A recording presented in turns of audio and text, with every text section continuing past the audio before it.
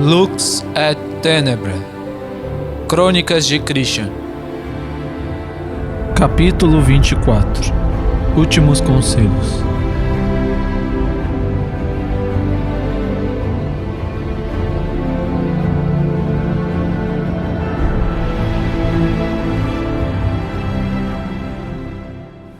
Chegando diante das belas e puras águas cristalinas do rio que atravessava o Vale de Franciscos, todos ali pararam.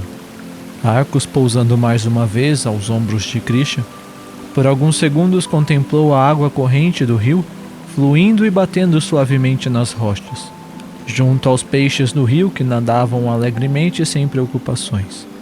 Após um tempo, então, Arcos falou: "Minha criança, entendestes bem que não deves subestimar vossos inimigos, certo?" Christian acenou a cabeça, olhando rapidamente para o tigre, respondeu: "Sim, entendi." "Muito bem. Agora, minha criança, deveis também entender que assim como não deveis subestimar vossos inimigos, também não deveis se superestimar. Lembra-te do exemplo que vos dei da poça enlameada e do rio da vida?" Christian respondeu: "Lembro." "Pois então, retomarei esta explicação para vos esclarecer disto. O que vos direi agora, já sentistes antes. Lembra-te de quando a coluna de luz abriu uma lacuna na névoa negra que cobre os céus de seu cor?" "Lembro-me também."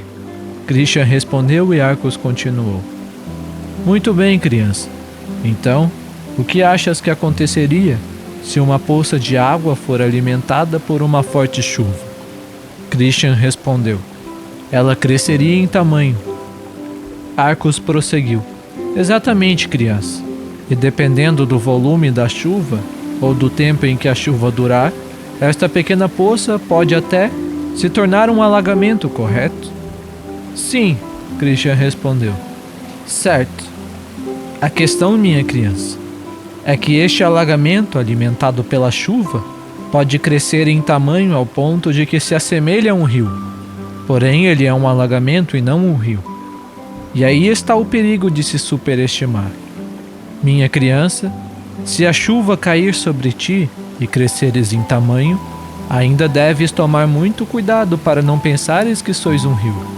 Pois, podes ter crescido ao tamanho de um rio, mas és alimentado pela chuva e não por uma fonte. E a chuva, minha criança, é passageira.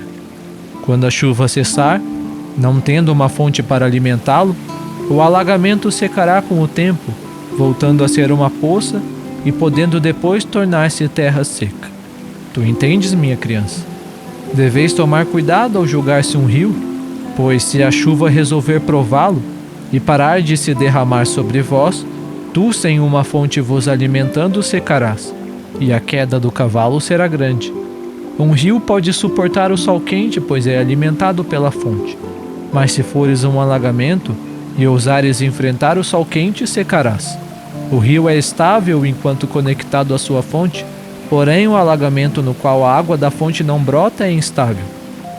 Quando a chuva cessa e os ventos param de mover suas águas, o alagamento se torna água parada, que apodrece e torna-se suja e morta.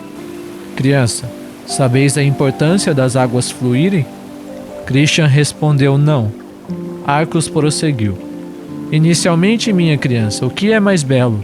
Uma poça embarrada ou um rio como este que corre e flui?" Christian respondeu: "Claramente este rio." Arcos continuou: "E qual a água mais pura? Qual a mais própria para o consumo?" Novamente Christian respondeu: "A do rio." Então Arcos perguntou: "E o que aconteceria novamente com a poça embarrada se alimentada por uma fonte?" "Ela se tornaria um rio." Arcos então continuou: "Exato, minha criança, ela se tornaria um rio. Assim como este aqui, uma poça enlameada com água suja e parada se tornaria um belo rio. A poça, quando ligada a uma fonte, se tornaria pouco a pouco mais pura, mais limpa, pois a fonte iria nutrir a poça, que se tornaria lentamente um rio. A água não mais ficaria parada, não mais ficaria morta, e começaria a correr, começaria a fluir, e com o tempo, no lugar que antes se encontrava água suja, agora se encontraria água limpa. Porém, se a água não flui, se ela permanece parada, nada disso é possível, e a água permaneceria como está, suja. As correntes purificam e renovam a água sem cessar. Esta é a importância das águas fluírem. Mas, novamente, para isso é necessário uma fonte, incessantemente brotando água pura neste rio. Somente se houver uma fonte é que através das leis o rio poderá fluir. Entendes, minha criança? Entendo, Christian respondeu. Então Franciscus acrescentou: além disso, garoto, saiba que quando fordes beber a água de um rio, quanto mais próximo da fonte buscares beber, mais limpa e mais pura a água é para o consumo. Isto porque se a água limpa e pura é brotada pela fonte, logicamente, quanto mais próxima da fonte a água se encontrar, mais pura ela será. Então Marcos continuou: minha criança, hoje recebestes chuva suficiente para muitos momentos de tornar um grande alagamento. E digo-vos estas coisas para que não caias no erro de pensar que sois um rio. Enquanto estavas recebendo a chuva, fizestes coisas que estavam além do teu alcance como poça. Porém, quando a chuva cessar, não podes querer fazer a mesma coisa e ter os mesmos resultados. Não quero que penses que já sois um rio e tentes enfrentar o sol quente, ao qual não podeis suportar sem que seques. Ou que com uma poça de água penses que tem o mesmo tamanho de um rio, ou que tentes correr pelas colinas como fazem os rios. Quero que entendas que não vim hoje para tornar-te um rio de repente. Christian então perguntou: então por que vieste? Arcos responde com ternura: minha criança, antes estavas como em uma sala escura. Nela, tu não vias nada, e como Franciscus vos disse antes, eu vim para vos trazer a luz. Quando a luz brilha, minha criança, ela dissipa a escuridão e ilumina o ambiente, tornando para vós claros os detalhes da sala que antes não conseguias enxergar. Quando a luz permite que seus olhos vejam, nesta sala que antes nada tu vias, agora podes ver um chão sujo, poeira sobre os móveis, manchas nas paredes e teto, além de móveis e objetos desorganizados espalhados por toda a sala. A luz permitiu que visses todos os detalhes e imperfeições desta sala. E é para isso que vim, criança, para vos dar a luz. E como Franciscus já vos falou, deveis usar a luz que recebestes para seu propósito, que é iluminar. Christian acenou com a cabeça e disse: entendo. Então Arcos prosseguiu: além disso, criança, é necessário que entendas, assim como já vos disse, que as chamas são do tamanho que tu as permites ser. O mesmo vale para a luz. Se a luz que ilumina o ambiente for fraca, poucos destes detalhes poderás ver. Quanto mais fraca a luz, mais baixa a visibilidade, por mais que com a presença da luz sempre haverá visibilidade. Mas, se a luz for fraca, talvez poderás conseguir ver os detalhes mais grosseiros, como os móveis desorganizados, talvez algumas manchas muito evidentes ou sujeiras muito aparentes.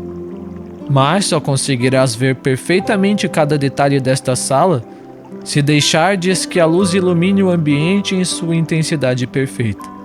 E a questão é que o tanto que verás desta sala dependerá do tanto que permites que a luz vos deixe ver. Por isso, criança, não quero que penses que já sois um rio, pois o que fiz não foi tornar-te um rio, mas foi vos dar a luz para que percebesses a poça que havias te tornado, e vos dar a direção que deveis seguir para tornar-te um rio. Agora que sabeis que tens coisas a organizar e a limpar, tens algo com que trabalhar para que voltes mais uma vez a unir-se à fonte. Lembra-te, a luz não repousa nas trevas, a pureza não repousa na sujeira, e a ordem não repousa na desordem. Somente com a luz, a pureza e a ordem te tornarás um verdadeiro rio. Então Christian perguntou: e como eu as consigo? Arcos respondeu: minha criança, quando deixares a luz brilhar na sala, terás luz. Quando limpardes a sujeira da sala, terás pureza. E quando arrumares a bagunça, terás ordem. Tu entendes? Vendo que Christian acenava com a cabeça em resposta, Arcos, então, com o que parecia um sorriso, continuou: Muito bem, minha criança, nosso tempo acaba aqui.